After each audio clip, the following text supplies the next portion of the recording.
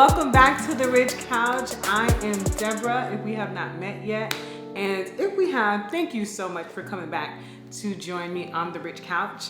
And as a reminder, we are all about having rich conversations, which I believe will enrich our relationships and enrich our life. And I want to enrich your life today.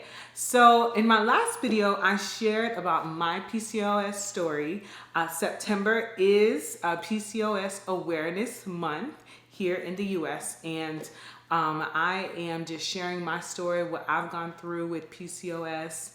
And last week I shared my personal story. This week I want to share how it has impacted me as a woman and my faith and my marriage.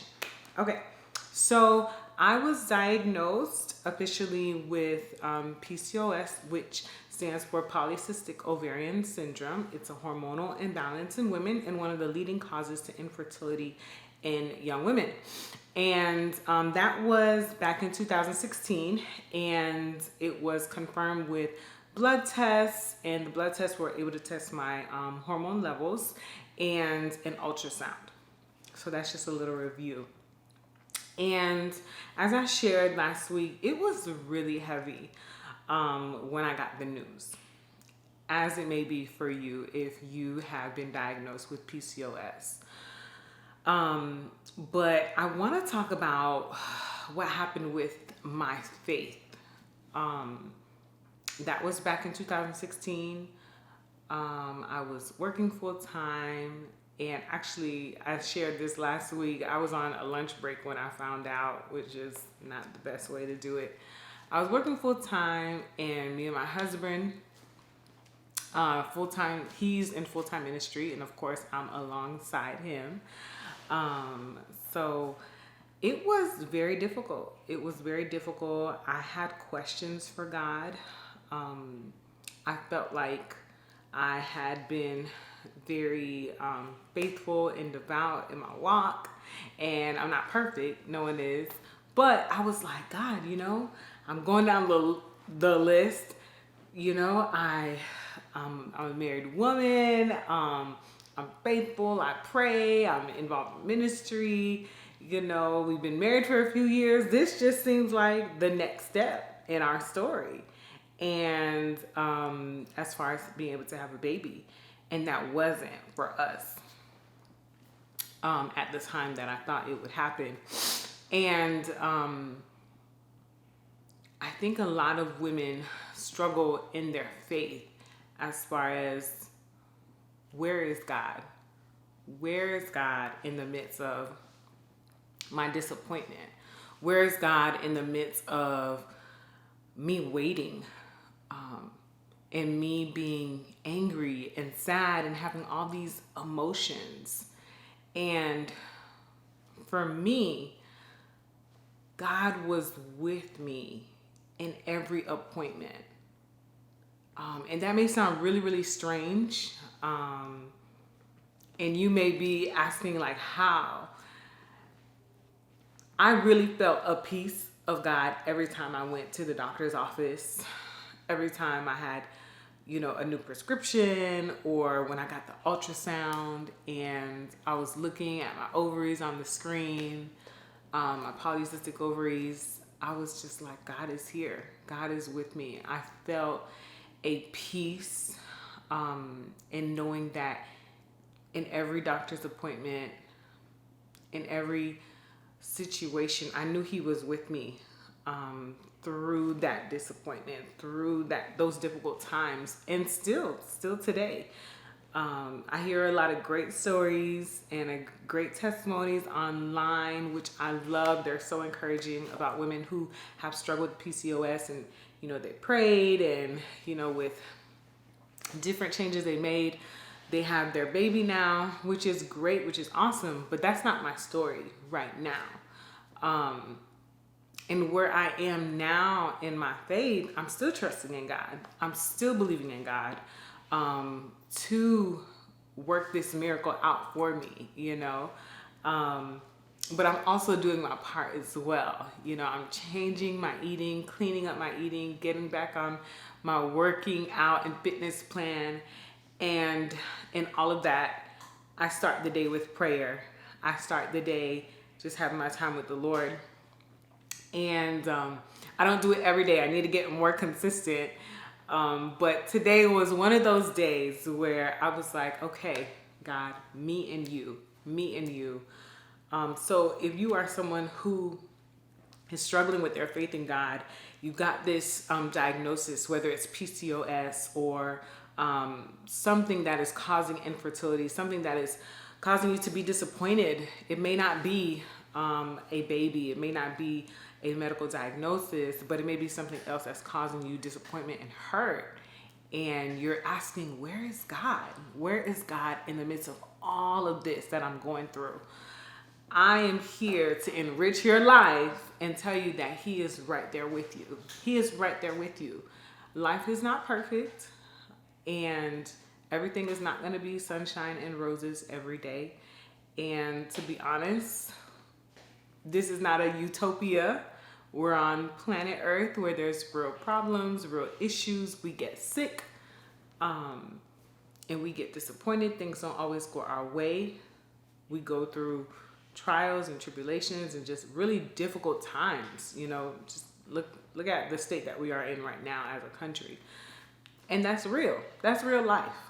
But in the midst of all of that, God is with us. I just wanted to share also some scriptures that I hung onto in that same year that I got my diagnosis that were really encouraging to me. So this one is from Psalms 73:26. My flesh and my heart may fail, but God is the strength of my heart, my portion forever.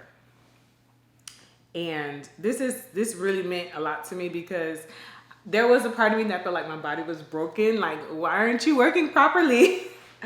But this is so good. And I'll say it again. My flesh and my heart may fail, but God is the strength of my heart and my portion forever. And here's another one. You are my hope, O Lord God. You are my confidence from my youth. Like I said, I had a lot of questions. I started my faith journey when I was a teenager, when I was 14, 15 years old.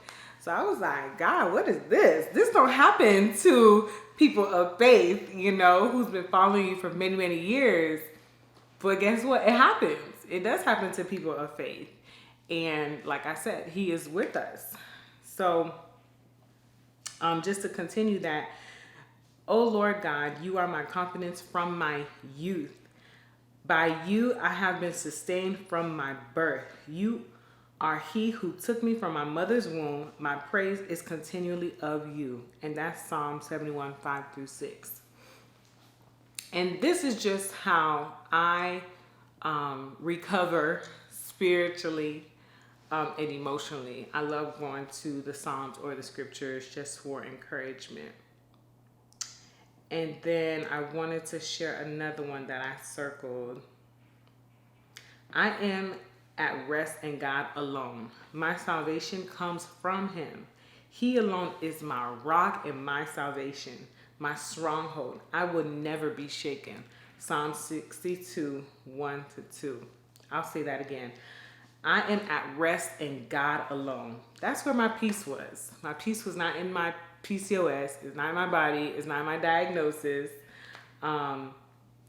It's in God alone. My salvation comes from Him. He alone is my rock and my salvation, my stronghold. I will never be shaken. So, of course, I was shaken, right, when I first got my diagnosis. But through journaling, prayer, and I said it last week, just having women around me who are supporting me, my husband supported me as well, how it affected our marriage. It affected it in that there were times where I did feel alone because I felt like, how could he really understand what I was going through. I just felt like, okay, all right, God, this is just me and you, this is me and you. But I will say I really do appreciate that Kevin has been someone that I can pray with, someone I could talk to, someone I could be like, you know, hey, I took another test, a pregnancy test, and it, you know, it was negative.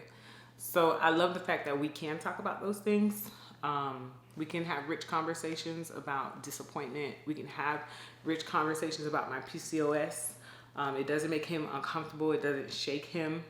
And I think it's needed. If you are married and you are, you know, feeling a little alone in your diagnosis, you should definitely talk to your spouse. And I hope and pray that you guys make room for each other and make it a safe space so you guys can have that rich conversation and talk about how you really feel and what you're processing. And also make time to pray together. Pray about that promise, pray about your body, pray for your health. Together as a couple, it has really strengthened our relationship. And he's gone through his own health challenges, and there is a level of empathy in our relationship that's never existed before. So I'm very grateful for that. So I just wanted to share a little bit about how I have walked through my PCOS journey since 2016, and now we're in 2020.